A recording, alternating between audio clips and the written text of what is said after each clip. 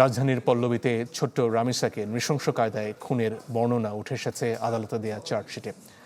Special prosecutor Azizur Rahman Dulu জানান, ১ June বিচার শুরুর পর ২ থেকে ৩ দিনে সাক্ষ্য গ্রহণ শেষ করতে চান তারা। সুপ্রিম কোর্ট ঘুরে সাজা কার্যকর হবে ১ বছরের মধ্যে।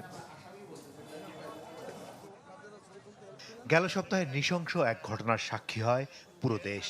৮ বছরের শিশু রামিসাকে ধর্ষণের পর হত্যা করে তারই প্রতিবেশী সোহেল রানা। মাত্র ৫ দিনে যার তদন্ত শেষ করে চার্জশিট দেয় পুলিশ। সেই চার্জশিটের কপি এসেছে চ্যানেল 24-এর হাতে, যেখানে উঠে এসেছে রামিসা ধর্ষণ ও হত্যার আদ্যোপান্ত।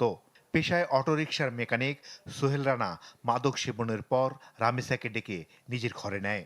বাথরুমে ধর্ষণের পর চিৎকার করলে তার মুখে কাপড় গুঁজে দেয়া হয়। জ্ঞান হারালে মৃত ভেবে প্রমাণ মুছে ফেলতে ধারালো অস্ত্র দিয়ে বিকৃত করে কেটে ফেলা হয় মরদেহ। এরপর ঘাতক সোহেলকে পালাতে ও মরদেহ লুকাতে সহায়তা করে তার স্ত্রী। চার্জশিটে এমন নৃশংস বর্ণনা পড়ে স্পেশাল প্রসিকিউটর বললেন, মামলা প্রমাণ করার পর তারা সর্বোচ্চ সাজা চাইবেন। ৯-২ যে অপরাধের কারণে যে শাস্তিটা মৃত্যুদণ্ড অথবা যাবজ্জীবন সশ্রম, একই কারণে কিন্তু এই সহায়তার কারণে যিনি সহায়তাকারী তারও কিন্তু মৃত্যুদণ্ড অথবা যাবজ্জীবন সশ্রম কারাদণ্ড হইবে। এই নিরিখে এখানে আমার যে অ্যানালাইসিস আপাতত তাতে মনে হচ্ছে যে এটা সঠিকভাবে পুলিশ রিপোর্ট অর্থাৎ চার্জশিট প্রদান করা হয়েছে। স্পেশাল প্রসিকিউটর জানান, ২-৩ দিনের মধ্যে ১৪ জন সাক্ষীর সাক্ষ্য শেষ করতে চান তারা।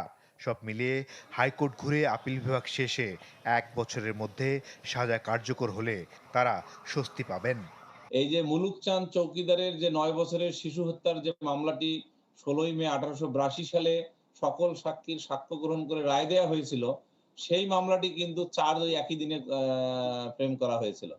তার মানে হলো যেদিন চার্জ গঠন করা হয় সেদিনে সাক্ষ্য নিতে কোনো বাধা নেই, বরং নজির আছে। ১ জুন অভিযোগ গঠন হয়ে ১০ দিনের মধ্যে রায়ের আশা করছে প্রসিকিউশন।